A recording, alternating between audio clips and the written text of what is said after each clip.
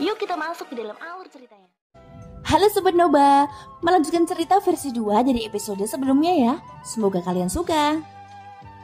Scene diperlihatkan di hutan luas dan tak terbatas. Semuanya tenang dan damai. Namun pada saat ini angin sepoi-sepoi bertiup kencang dan gelombang seperti pisau menyapu pepohonan. Itu membawa serta suara yang gemerisik yang keras saat ia melintas. Membawa serta potongan-potongan daun yang berguguran. Bang! Dalam sekejap, suara daging yang bertabrakan terdengar di hutan. Pada saat ini sesosok tubuh berpakaian hitam berdiri di puncak pohon besar. Tubuhnya sedikit tidak stabil saat dia bergoyang ke kiri dan ke kanan. Sosok itu adalah Sioyan. Sioyan menggelengkan kepalanya sedikit dan membuang perasaan pusing di kepalanya. Dengan gerakan tubuhnya, dia melayang turun dari atas pohon dan mendarat ke tanah. Pada saat ini terdapat binatang ajaib besar yang tergeletak di tanah. Hal ini membuat Sioyan mengerutkan bibirnya. Itu adalah macan tutul pemecah awan peringkat 6. Keahliannya adalah kecepatannya dan sangat lincah. Sayangnya, Sioyan sedang berlatih langkah kepunahan langit di sini, dan dia tidak mampu mengendalikan kecepatan dan arahnya. Alhasil langkah pemusnah langit ini sangat sial dan menabrak binatang ajaib tersebut. Bagaimana mungkin tubuh binatang ajaib peringkat 6 bisa dibandingkan dengan tubuh Sioyan? Tubuh ahli setengah tingkat kaisar. Oleh karena itu di hadapan tubuh fisik Sioyan yang menakutkan, binatang ajaib peringkat 6 dari macan tutul itu dibunuh oleh Sioyan dengan cara tabrakan. Sioyan melihat ke arah macan tutul yang berterbaring tak bergerak di tanah.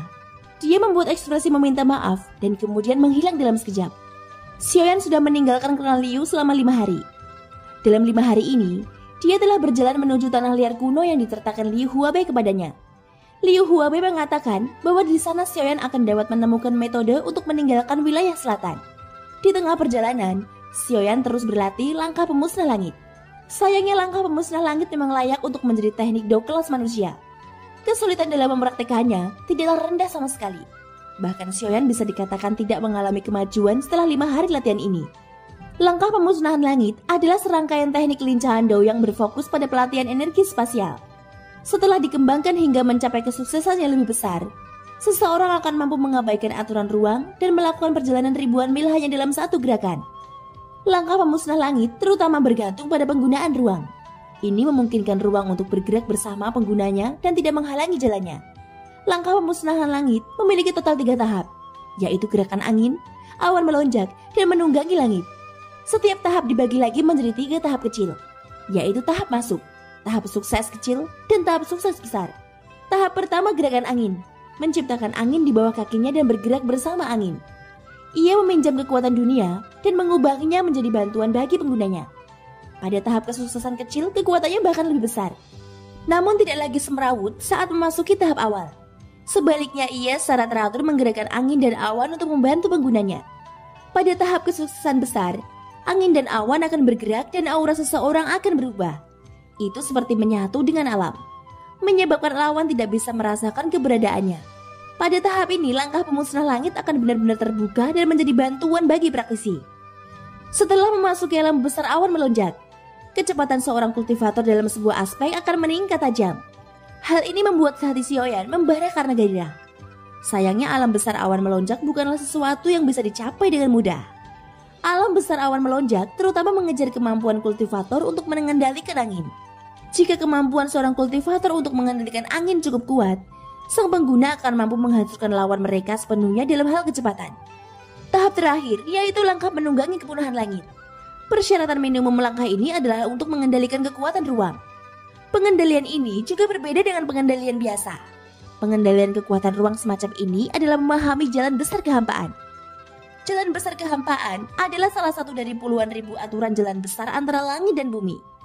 Selama puluhan ribu tahun, manusia selalu mengejar jalan umur panjang dan jalan besar keabadian. Keinginan mereka adalah untuk hidup selamanya dan menjadi satu-satunya di surga dan bumi. Sayangnya jalan besar keabadian sangatlah sulit. Puluhan ribu tahun adalah batas terakhirnya. Keabadian hanyalah ilusi. Meskipun keabadian itu sulit, adalah mungkin untuk mencapai jalan agung keabadian. Sejak zaman kuno, belum ada seorang ahli yang mencapai jalan agung keabadian. Pada saat ini setelah setengah hari, Sioyan berhenti dengan tubuh sedikit berantakan. Pagi ini dia tidak tahu berapa banyak binatang ajaib yang telah dia bunuh secara tidak sengaja. Sioyan menggelengkan kepalanya tanpa daya. Dia melompat dan berdiri di atas pohon kuno, memandangi gelombang pepohonan yang menyapu dari jauh. Sioyan menghirup udara segar dalam-dalam. membuka lengannya dan menutup matanya. Membiarkan angin dan ombak datang ke arahnya dan melewati tubuhnya. Angin bertiup kencang, menyebabkan jubah Xiaoyan berkibar, memancarkan gelombang angin bersiul. Jari-jari Xiaoyan terbuka sedikit saat dia merasakan udara mengalir keluar dari sela-sela jarinya.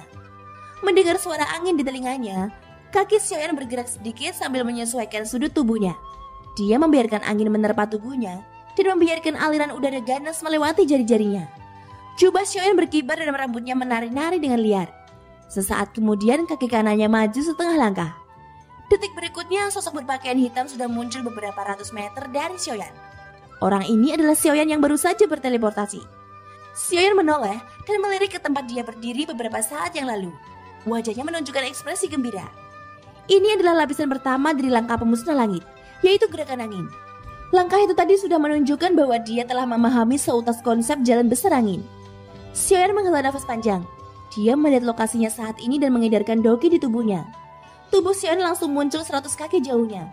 Saat dia bergerak berulang kali, Xiaoyan menggunakan kesempatan ini untuk berlatih dengan benar selama 1 jam. Meski sering kehilangan kendali, tapi jauh lebih baik dibandingkan sebelumnya. Tubuhnya berkelebat dan muncul di tanah. Setelah beberapa lama, dia akhirnya bisa memahaminya. Langkah pemusnah langit masih membutuhkan angin untuk berlatih.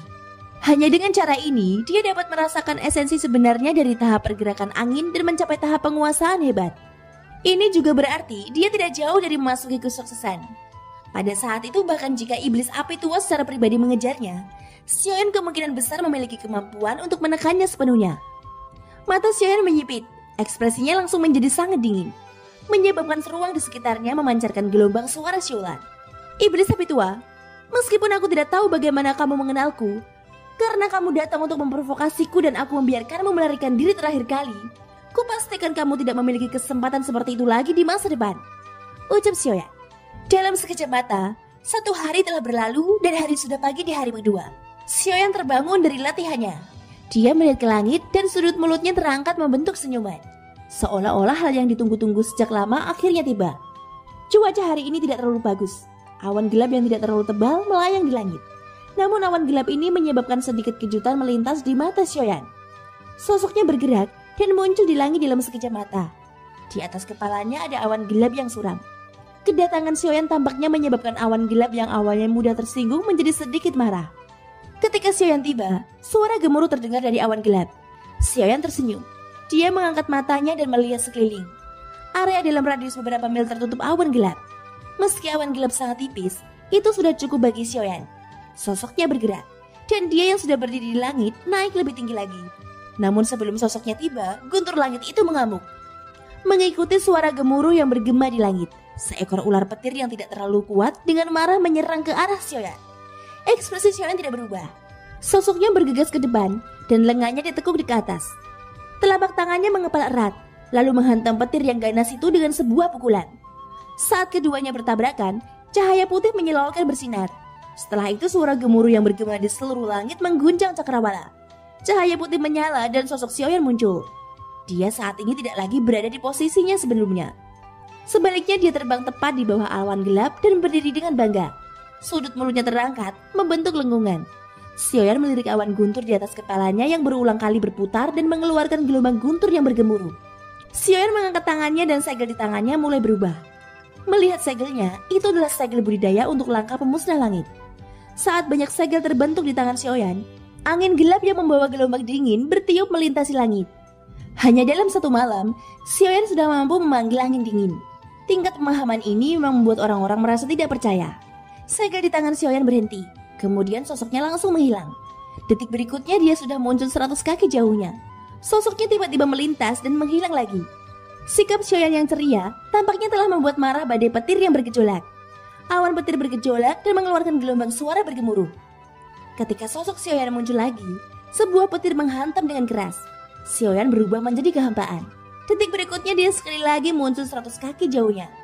Angin gelap yang menutupi langit tiba-tiba melonjak. Seolah-olah berubah menjadi hembusan angin dan melesat ke arah tertentu. Xiaoyan merasakan hembusan angin menyapu tubuhnya, dan sudut mulutnya membentuk senyuman. Dia sedikit menutup matanya dan bergumam dengan suara rendah. Momentum pengumpulan awan dan meningkatnya angin.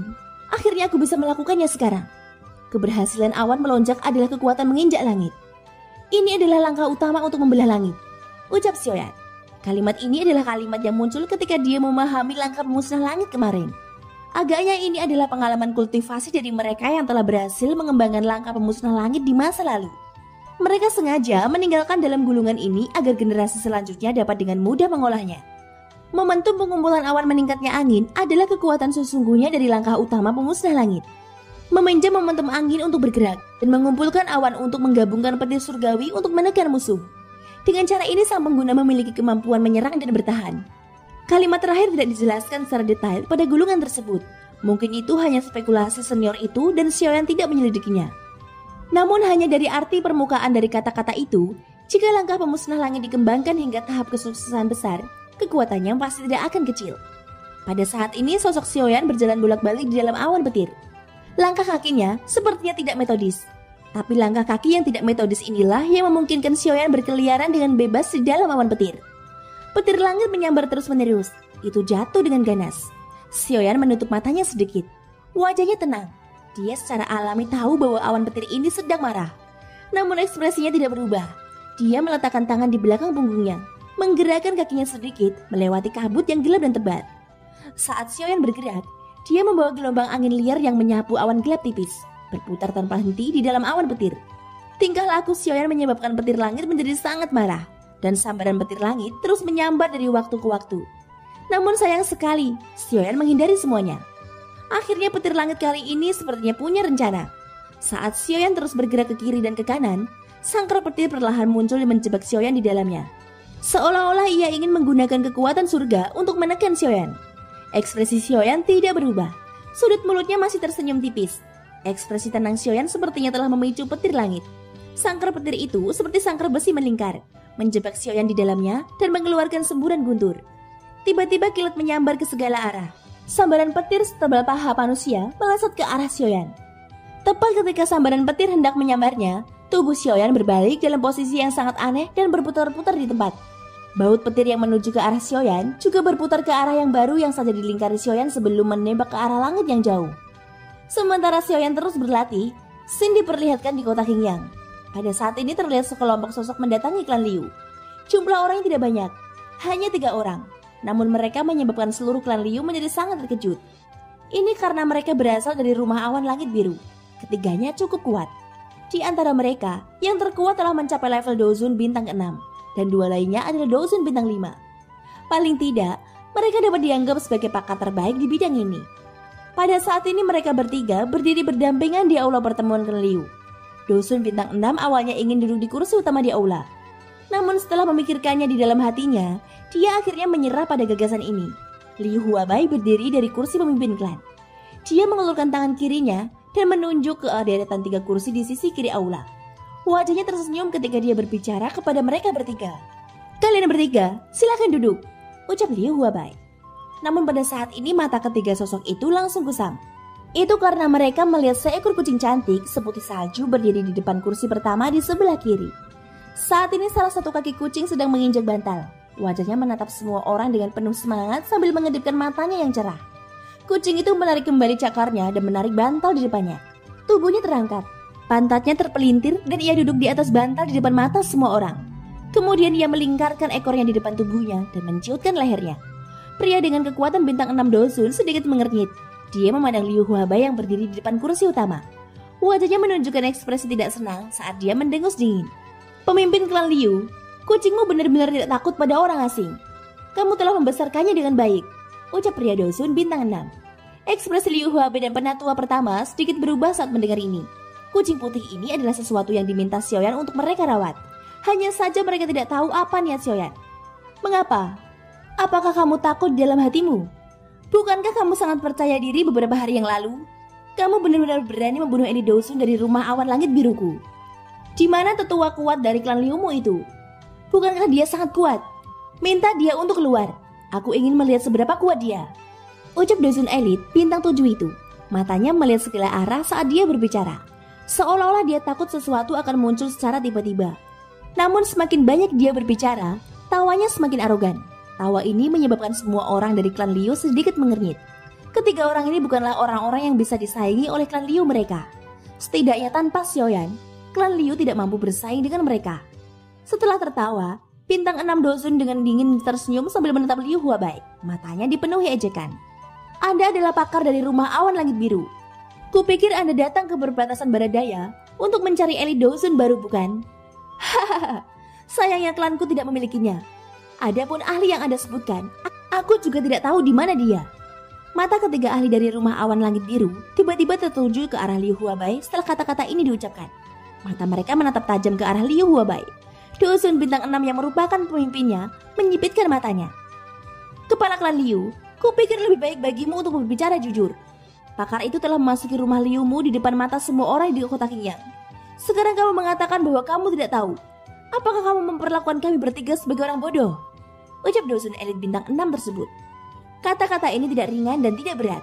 Namun semua orang bisa merasakan tekanan yang dimiliki oleh seorang elit Dozun langsung menyebar ke seluruh aula. Hal ini menyebabkan semua orang merasa seolah-olah mereka tidak dapat bernafas. Wajah Liu Huabai penatua pertama memerah dan pembuluh darah di dahi mereka menonjol. Mereka menahan tekanan, menggertakkan gigi dan berkata dengan susah payah. Cara yang mulia dalam melakukan sesuatu agak berlebihan. Tetua itu memang datang ke klan Liuku. Namun ketika seorang ahli seperti dia melakukan sesuatu, apakah dia perlu meminta instruksi dariku? Belum lagi aku tidak tahu di mana senior itu sekarang. Meskipun aku tahu, aku khawatir kamu tidak akan bisa melakukan apapun padanya. Ucap Liu Huabai. Dozun bintang 6 dari rumah awan langit biru tanpa sadar mengerutkan kening ketika dia mendengar ini. Mungkinkah orang ini benar-benar memiliki kemampuan untuk mendapatkan dukungan dari anggota klan Liu? Dozun bintang 6 itu sekali lagi mendengus dingin. Saat itulah semua orang terengah-engah. Namun tidak ada yang memperhatikan bahwa kucing putih yang diam-diam berbaring di atas bantal telah menganggukkan kepalanya dengan cara yang sangat mirip manusia pada saat ini. Sepasang mata cerah menatap Liu Huabai sebelum menutup sekali lagi. Setelah itu ia tertidur lelap. Seolah-olah semua yang ada di aula besar ini tidak ada hubungannya dengan itu. Liu Huabai menghirup udara dalam-dalam. Matanya sekali lagi memulihkan ketenangannya. Dia tersenyum memandang Dozun bintang 6 dan tertawa. Hahaha, karena kamu datang dari jauh, kamu pasti di sini bukan untuk klan Liuku kan? Kamu pasti di sini untuk klan Wu. Nenek moyang klan Wu itu memang luar biasa. Melaluinya pada usia seperti itu sungguh suatu berkah dari surga. Ucap Liu Huabai. Nada pujian Liu Huabai berubah menjadi hinaan pada titik ini. Sayangnya meskipun kekuatannya meningkat, dia menjadi berkepala dingin. Dia berani menyinggung siapapun. Dia jelas tahu bahwa tetua itu tetap tinggal di klan Liuku, tapi dia masih dengan ceroboh menerobos masuk. Pada akhirnya sebelum dia bahkan bisa menunjukkan kekuatan yang telah dia latih dengan susah payah, dia sudah dimusnahkan dalam sekejap. Hidup ini sungguh rapuh. Ucap Liu Huabai menghela nafas. Dia melihat ke arah Dozun bintang 6 itu dan berbicara lagi. Tuan, kamu harus menempatkan hidupmu sebagai hal yang paling penting. Kamu dapat menikmati semua berkah selama kamu masih hidup. Jika kamu kehilangan nyawa, apa yang dapat kamu lakukan meskipun kamu memiliki kekayaan? Ucap Liu Huabai kembali. Dozun bintang 6 itu mendengus dingin setelah mendengar ini. Dua elit Dozun di sampingnya juga sedikit mengernyit. Setelah klan Wu dihancurkan, kota Qingyang akan menjadi satu-satunya hegemoni klan Liu. Di masa depan, klan Liu pasti akan bangkit. Pada saat itu klan Liu pasti bisa mendapatkan banyak manfaat. Tujuan mereka bertiga datang ke kota Qingyang adalah menggunakan masalah klan Wu untuk menekan klan Liu. Dan membuat klan Liu setuju bahwa mereka akan menyerahkan sebagian dari keuntungan dan sumber daya itu. Namun dari kelihatannya, klan Liu berencana menggunakan kekerasan untuk menolak mereka. Dengan cara ini bukankah berarti mereka melakukan perjalanan ini dengan sia-sia? Faktanya mereka bertiga sudah menunggu di luar kota Qingyang selama beberapa hari. Tapi mereka tidak berani masuk karena merasakan aura menakutkan Xiaoyan. Hal ini berlanjut hingga beberapa hari yang lalu ketika mereka bertiga tidak dapat mendeteksi aura Xiaoyan. Agar aman, mereka bertiga bertahan selama beberapa hari sebelum masuk. Pada saat ini ketiganya saling bertukar pandang satu sama lain. Sesaat kemudian bintang 6 Dozun itu akhirnya menguatkan hatinya. Dia tiba-tiba mengangkat kepalanya menutup Liu Huabai yang duduk di kursi utama. Matanya sombong dan tajam. Mereka dipenuhi dengan ekspresi kejam. Aku hampir dibuat takut oleh kata-katamu. Sungguh kepala klan memiliki keterdikan untuk menakuti seseorang dengan kata-kata. Kamu benar-benar berani menggodaku. Kamu benar-benar menggunakan sampah yang sudah melarikan diri untuk menakut-nakutiku. Liu Huabai, apapun yang terjadi hari ini, kamu harus memberiku penjelasan yang memuaskan. Jika tidak, ucap Dozun bintang 6 itu. Wajahnya dipenuhi dengan kekejaman. Ekspresinya ganas dan aura pembunuh melonjak ke seluruh tubuhnya. Namun tepat ketika dia akan berbicara lagi, tiba-tiba saja paksaan kuat menerpa tubuhnya. Seluruh tubuhnya membeku, keringat dingin muncul di kepalanya. Dia bahkan tidak berani bernafas dengan keras. Matanya dipenuhi kengerian yang tidak bisa dihilangkan. Kalau tidak apa yang ingin kamu lakukan? Menghancurkan klan Liu? Atau membunuh sampah yang kamu katakan melarikan diri? Atau apakah kamu ingin menangkapnya dan menyiksanya secara perlahan sehingga anggota klan Liu melihat betapa kuatnya kamu?